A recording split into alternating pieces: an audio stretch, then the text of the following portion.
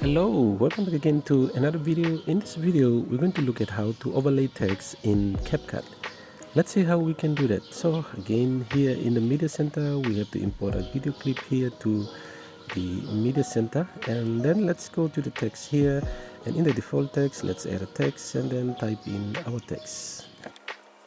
Once we have this, we can bold it up if you want to use this font, or if you want to change the font, simply click here and look at the font that you want to change to. Once you have that, you can enlarge the font to something bigger like that, or you can use another font if you want to. And I just want to add something like that on, and then in the stroke here, just want to get rid of the stroke a little bit like that.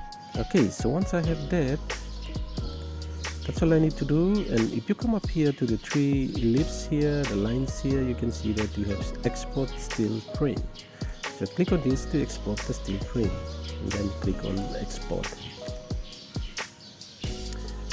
Okay, you can see still frame exported. So once you have that, you can come up to the media here, and you can see our exported .png file is in here.